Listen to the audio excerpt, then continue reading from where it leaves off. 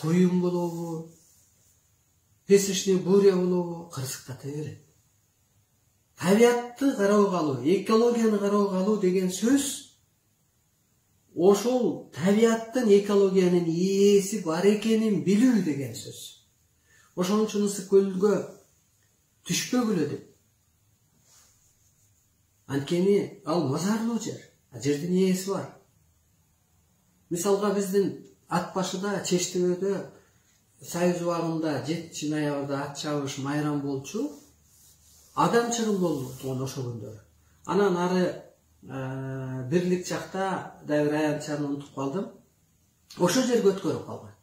Аякта чыгым болчу эмес, адамдан чыгым болуп калган. Көрдүңүзбү? Ошондуктан экологияны кароого алуу деген эле сөз. Ошо жердин ээси бар экенин билүү. Мисалга мынтип берилет. Мына Кумтөрдү кастырды, Акаевтан келгенден бери сатты, дагы бир жерлерди бирөөлөргө менчиктештирди. Ошондо мынтип айтылып атат, экологияны, ушул табиатты бирөөлөргө ээ кылып, чет элдиктерге сатсаңар, ортосуңар, талкаласаңар, ошол жердин ыйыктары, шайыктары, пирлери, ошо ээлери мазар ээси дегендей чарпып коет, мамлекетте оор жоготуу болот. Оор каттайт, мамлекет жоголуп кетүү коркунучуна катталат дейт. Ошондуктан урматтуу журтум, табиаттын кырсыгы токтош үчүн биринчиден ошо жан дүйнө өсүш керек, адам өзүн тааныш керек, арбайды тааныш керек. Ошо жер эненин ээси бар экенин, ушул үйдүн ээси бар дегендей, ошо абада дагы бир арбай периштелер бар экенин билиш керек. Экинчиден,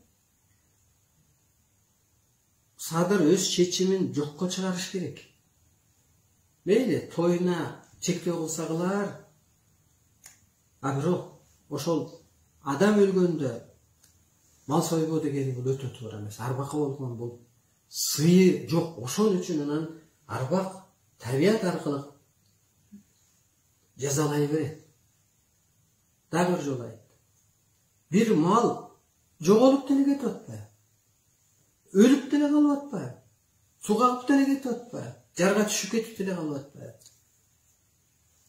Керек болсо, bir кырсык болсо, чочуп кетип деле кан чыгарат да, арбайларга таазим этип. Керек болсо, мазарага барып деле кан чыгарып атпайбы? Кан чыгаруу деген сөз бул адамдын тобосуна жануу деген сөз. Бул чечимин жокко чыгарбаса, арбайлар өз кереметин көрсөтө берет табият аркылуу. Ушуну айтып коеюн дедим. Экинчи, кыргыз эли бутуна туруш үчүн көп эле айтып жүрөм. Могу кыргызчылык деген ааламдан берилген илимди баш мыйзам кылып алыш керек. Бул эмне деген сөз? Бул илимде мынтип атат, мына ак кара жашоосу бүттү, адам болгула, арбай болгула, инопланетян болгула, аалам күчтөрү жерге түштү, мен эмне сүйлөп атсам ошону идеология кылып киргизбесе,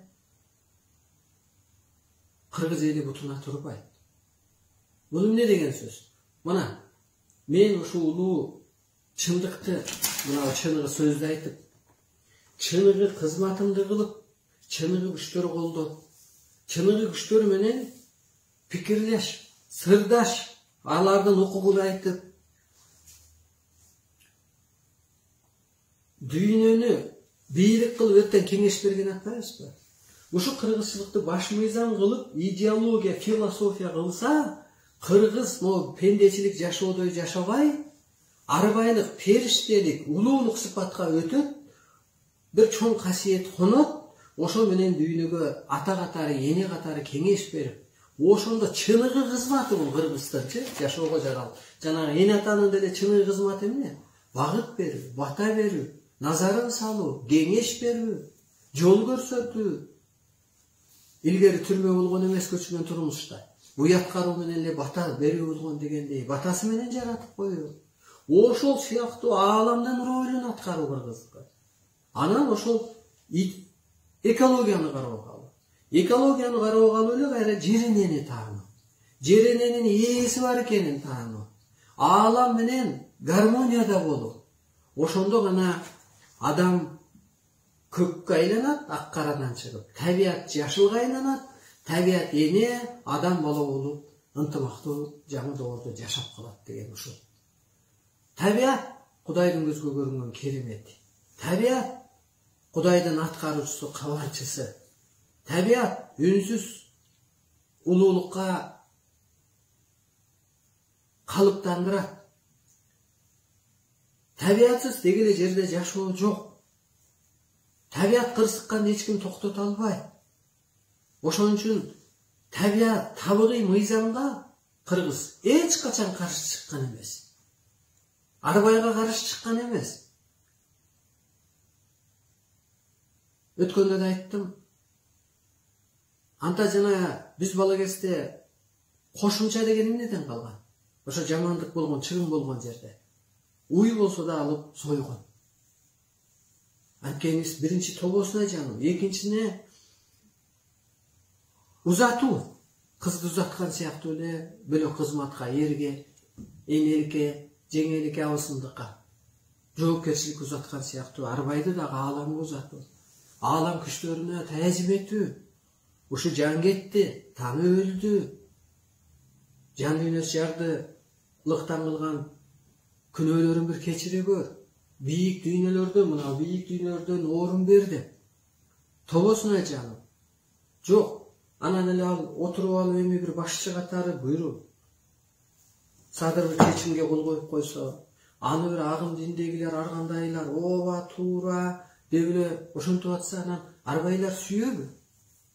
Ошондуктан, урматтуу журтум, бул илим, бул булакка окшош.